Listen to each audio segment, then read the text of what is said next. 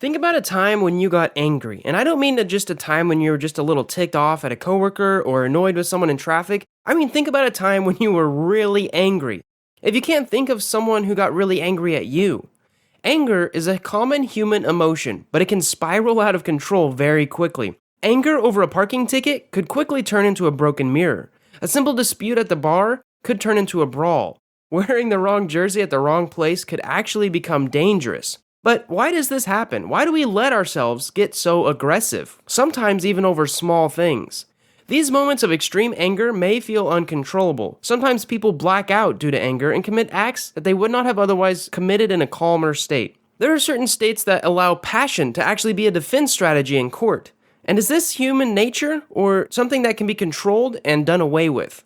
Well, there isn't just one answer. Psychologists have three main theories of aggression that attempt to explain why we become aggressive and whether that behavior can actually be changed.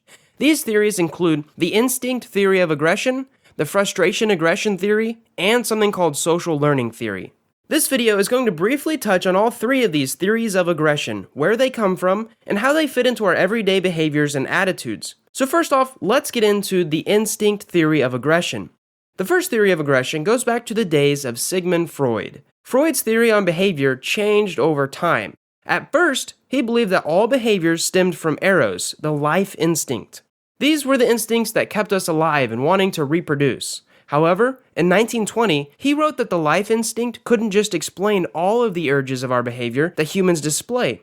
See, aggression doesn't always fit into our desire to stay alive and keep others alive. So, in Beyond the Pleasure Principle, Freud wrote about thanatos. This was the name he gave to something he called the death instinct.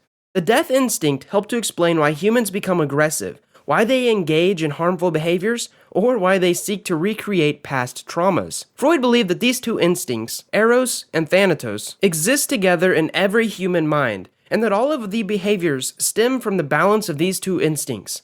Now, this may explain why we take out anger on others. Even if this anger or aggression is initially directed inward, eros overpowers thanatos. In an effort to keep ourselves alive, the aggression is then directed outwards. So what did Freud propose that we do about these instincts? Well, not much. He believed that there wasn't much use in trying to quell aggression when it comes from an innate instinct that is deeply embedded in the human mind. His proposal focused more on structuring society in a way that kept communities small. In order to protect the community, strategies would be devised so aggressive behaviors could be focused outside of the community, protecting all the inside members. Next up, we have something called frustration aggression theory. Even if you can't remember the last time you were aggressive with someone, I can guarantee you can remember a time in which someone was frustrated with you. Frustration is a common human emotion that comes up when someone or something is holding us back from reaching a goal. The goal could be as simple as finishing an essay or as complicated as answering life's most profound questions. So the frustration aggression theory simply states that aggression stems from frustration. Frustration is likely to turn into aggression, but it doesn't have to if that person has higher levels of self-awareness or better self-control. So without going too in-depth on this theory, let's go over a study on frustration aggression theory. Aggression doesn't have to be directly used against the thing that a person is frustrated about. Once the goal is achieved and the frustration subsides, the aggression may still be present. In one of the earliest studies on frustration aggression theory, children were placed in front of a wire screen. On the other side of that screen were some toys. Now, while the children could see the toys were just out of reach. They couldn't play with them. Now, this was likely frustrating for the children who wanted to play with the toys. However, once the wire barrier was removed and the children were actually able to play with these toys, researchers noticed that their play was more aggressive than when the barrier had not been in the place initially. And there's all kinds of examples in your own life, because it's not hard to link moments of aggression to moments of frustration. Have you ever kicked something or slammed a door just out of frustration? These are all aggressive behaviors. Linking frustration to aggression seems almost like a no-brainer. But there is one more theory we need to talk about, and it's called social learning theory. The last aggression theory comes out of one of the most famous experiments of all time. The social learning theory was proposed by Albert Bandura in the 1960s. Now, Bandura is mostly known for his Bobo doll experiment, which attempted to explain how children actually learn aggression from an early age. He proposed that aggression is simply a learned behavior. We see other people doing it. Children exert aggression simply because they're imitating whatever they have seen. So, here's a quick overview of how the experiment went down.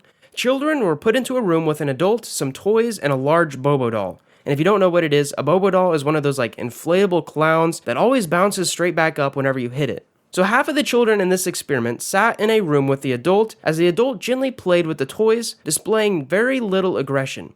The other half, however, sat in a room with an adult and the adult aggressively hit or kicked the Bobo doll. Some of these adults actually used explicit language or even hit the Bobo doll over the head with a mallet. So what did we find? Well, the children were then separated from the adult and placed in a room alone with more exciting toys. And after a few minutes, those toys were taken away in purpose to try to upset the children. All of the children were then taken to a third room where there was a Bobo doll.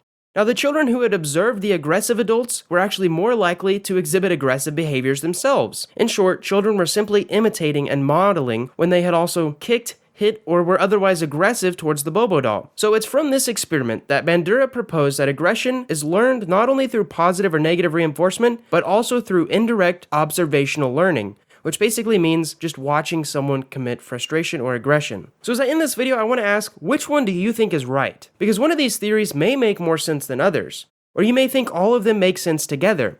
Well, right now, there's really not a right or wrong answer to the question of why we get aggressive.